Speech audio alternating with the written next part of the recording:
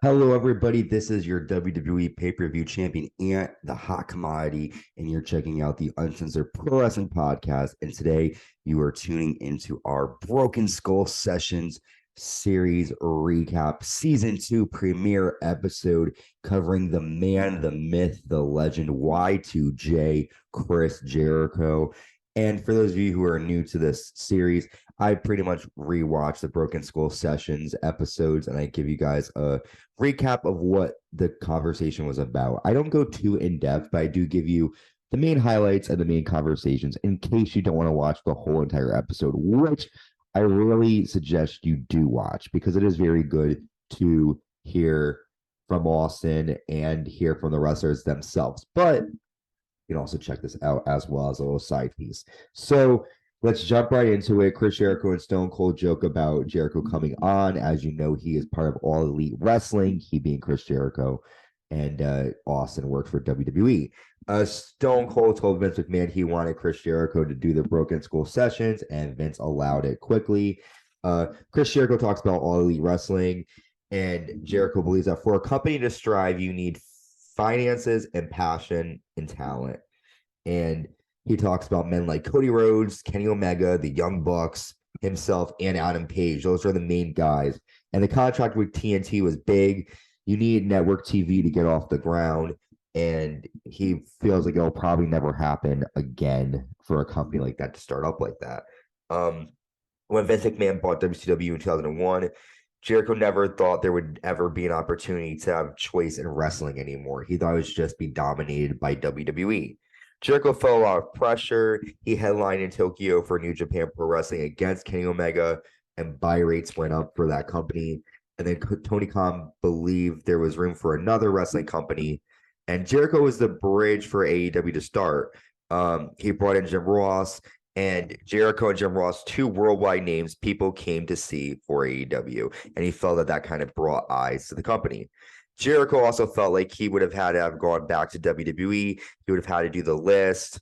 When Chris Jericho versus Kevin Owens at WrestleMania was proposed from main event to the second match on the card, he didn't like that. He felt he's not a second match guy. He felt like that storyline was so big, so important that why would they delegate it to a second match?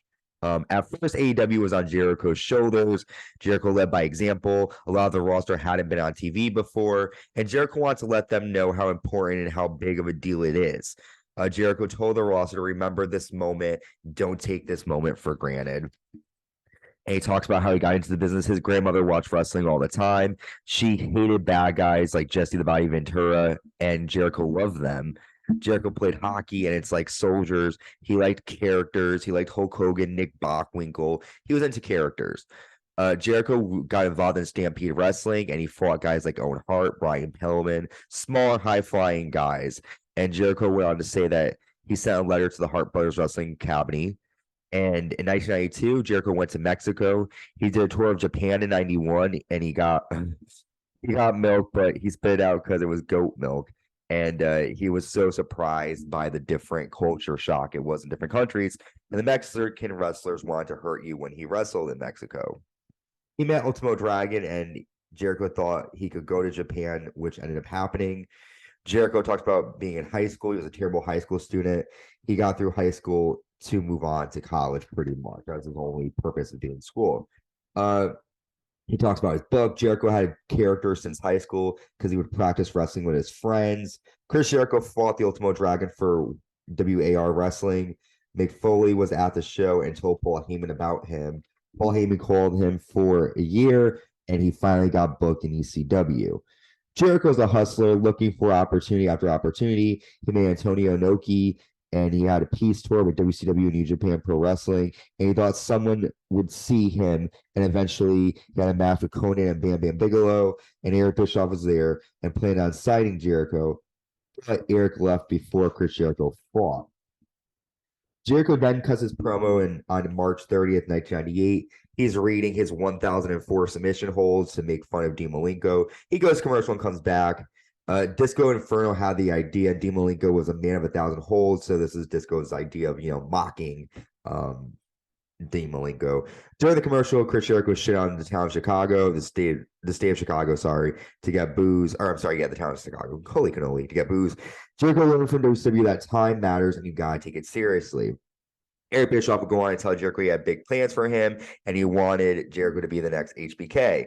He wanted to put Y2J with Brad Armstrong. Well, who was an open match guy. Jericho was a cruiserweight, and it was always yin versus yang, old versus old. It wasn't any other talent. So Jericho cuts a promo with his hair, and he got the idea from Gene Simmons where it looks kind of crazy. They got this from Spinal Tap as well, where they can't find the stage. Goldberg walks to the ring with security guards, and he wanted Rollins to walk with him to sort of mock Goldberg so he could get heat. His WCW run ended because he wanted to work for Vince McMahon. He wanted to be the Intercontinental Champion, and he wanted to perform in Madison Square Garden. Jericho thought going to WCW would prompt him to WWF. Goldberg was mad that Jericho did this. Bill didn't want to do any sort of Chris Jericho match as well. After creating a good angle and WCW not going for it, he decided to leave. They left Jericho off the TV, and then he moved on to WWE. Chris Jericho is close to Don Callis, and he wrote with Tom Pritchard and Bruce Pritchard, sorry. And in January 1990, Chris Jericho was under contract for WCW, and Vince McMahon had Jericho go to his house, and Vince asked Jericho to pick a finish for a D'Lo Brown match. Vince told Jericho to get in touch with him when his contract expires, and Vince trusted him after that since nothing got out about the meeting. Chris Jericho saw a countdown and he thought he could be a millennial man, and Vince thought that Chris Jericho would interrupt a Rock promo, and that would be really cool. Jericho wrote out his promo 2 weeks before. Only Vince Russo and The Rock knew what would be said. And then we see Chris Jericho's debut on August 9th, 1999 on Raw, where he interrupts The Rock. Jericho was a student of the game, and he had some heat. The Rock gave wrestlers an opportunity to shine, and Jericho got his whole back turn thing where he stands against the fans from Michael Jackson. Jericho had a target on his back. Triple H didn't like him. Triple H didn't know Chris Jericho left WCW on his own accord. We see Jericho win the world title in April 2000 on Raw. Jericho planned on telling Vince he wanted out, but the writers had an idea. Crowd went nuts when he won it, and this was a test match for him and for the title. That's when he got out of the WCW funk. On SmackDown, we see Jericho telling the crowd off air they've been a great fucking crowd, and he gets in trouble for that. And Vengeance 2001, he wins the undisputed title for the first time. He didn't know until the day of the pay-per-view he would win the title. He heard Vince McMahon tell The Undertaker at Carrion they were putting over Chris Jericho. Austin told Jericho to call the finish. Jericho goes backstage. Everyone was gone. Roddy Piper told him that being the main event is lonely because everyone leaves to beat the traffic, and Jericho was by himself. Jericho checked into a hotel the night he won the undisputed title. He locked the key in a hotel guy desk, and the hotel, he locked his key, and the hotel guy didn't believe him, and so he spent his night outside. He had a great WrestleMania 19 match with Shawn Michaels. He thought Chris Jericho thought he should win the match. Why do you need to win? Pat came up with the idea of a low blow. You leave with more heat. And the first time ever they fought, they had a great match. Jericho was at Dick's Sporting Good when he wrote the whole finish of the match with Shawn Michaels. Shawn Michaels saw the finish in the Owen Hart match. They worked the crowd over with it. Shawn Michaels came up with the beginning. Jericho came up with the end, and it took rehearsals time 10 minutes to do it. At the end of 2002, Vince thought Shawn Michaels and Chris Jericho was a great idea. Jericho's childhood fans were Ricky Steamboat, Owen Hart, and Shawn Michaels. It was a dream of him to fight Shawn Michaels, and that was his favorite WrestleMania match. In 2005, Jericho's contract expired. He felt like he was doing nothing. It was for 15 different things, and he felt burned out. And Jericho fought John Cena at SummerSlam. He was called by WWE to compete against John Cena and get fired. He wanted to go out like a coward, and that's what he did. He went down to Groundlings and started acting to learn about characters. In 2008, he became unstoppable at improv. And then he shows up back in WWE and has a cool match with Shawn Michaels at No Mercy 2008. He watched WrestleMania 23 and saw Shawn Michaels versus John Cena, and he got jealous and wanted to come back. Jericho came back with short hair and felt like he needed a change. No countdown, no short. He wore shorts instead of pants. We watched him win the title at No Mercy. That was the first of one of his favorite matches. It was supposed to be a one-night match, but they created the storyline in April, and it ended in October. He tells people to call him Y2J. He wanted Y2J to be dead for a new character, not to call him Y2J. In 2016, Jericho introduces the list. He thinks it took off after he put the New Day on the list. He told them to act extra. He was confident. He called people stupid idiots, and Vince told him he should wear the stupid idiot. But Jericho was able to get it over. They had the Festival of Friendship moment where Jericho got turned on by Kevin Owens. He loved that segment. It was built on 3 months. Jericho came up with almost the Red Wedding Game of Thrones scenes. He wanted a reveal moment where people saw the list of KO before he attacked Jericho.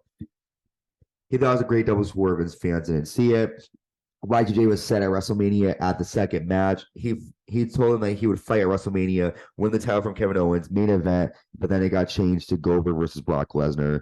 It was the best story of WrestleMania, he believed, and he put us first, and it was very upsetting to him. He left WWE in April 2017. He left wrestling for WWE. He told a story about Vince being on a plane, getting drunk with him. Vince ended up going to the gym after drinking all night. Jericho fought Omega at New Japan Pro Wrestling, and it did big business. He created the Painmaker gimmick, and it set him up like a serial killer vibe. Jericho talks how hard it was to wrestle during COVID times, but it was a testament to loyal fans, and he's thankful to be in the business for so much. Chris Jericho is such a legendary athlete and man, and I like to give credit to him. This is a great episode of Broken Skull Sessions. Definitely check it out. Chris Jericho is the man. Our next episode is going to be with The Godfather, a fun episode. Stay tuned. Thank you for checking this one out on Chris Jericho. Stay tuned.